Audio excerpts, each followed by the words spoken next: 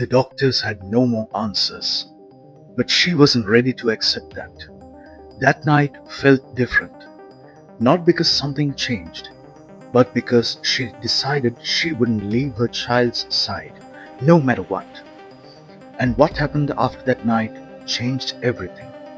It had already been several days. Her child had grown weaker, quieter, almost as if the energy was slowly fading away. Every morning she would wake up hoping for improvement, and every night she would sit there in silence, realizing nothing had changed. The house no longer felt normal. Even the smallest sounds felt heavy. The ticking clock, the quiet breathing, the stillness in the room. Everything reminded her of uncertainty. She had tried everything she could: doctors, medicine, advice. But nothing seemed to bring the change she was hoping for. And slowly, hope started turning into exhaustion. By the third night, she stopped asking questions, not because she found answers, but because she was too tired to keep asking.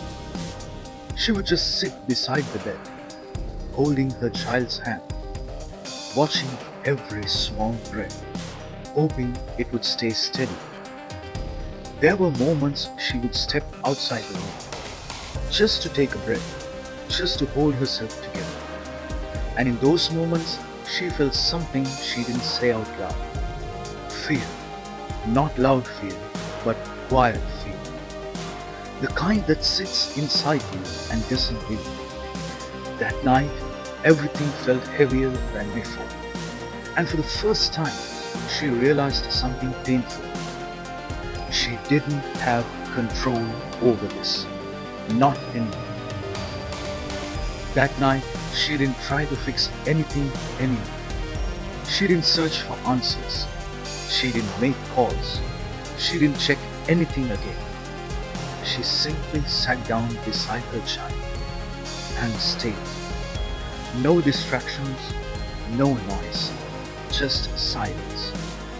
And in that silence, something changed inside her. Not the situation, her.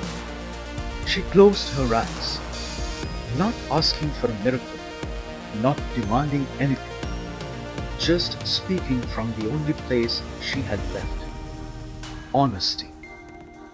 She didn't even know what words to use, so she didn't focus on perfect words. She just stayed there, present, unshaken, still holding on, as if letting go wasn't an option. And for the first time in days, the room didn't feel as heavy. Something subtle began to change. Not suddenly, not dramatically, but quietly. The atmosphere in the room felt different, calm. The silence wasn't as sharp anymore. It felt softer. She opened her eyes slowly, still sitting there, still holding her child's hand. And she noticed something she hadn't noticed before. Her own breathing had changed. It was steady. The fear that had been sitting inside her felt less loud. She looked at her child, and for a moment, it wasn't about thinking something magical happened. It was just a feeling, like the weight in the room had shifted slightly. And sometimes, that's all change looks like at first. Very small, almost unnoticeable, but real. Minutes passed, then more. And slowly, the child's breathing became more stable, gentler, calmer. She noticed it immediately, not with panic, but with stillness.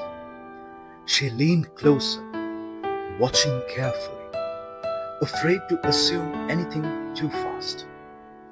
And then the child slowly opened her eyes. Not suddenly, not dramatically, just slowly. as if waking up from a long sleep. She didn't move at first. She didn't speak. She just stayed still, looking.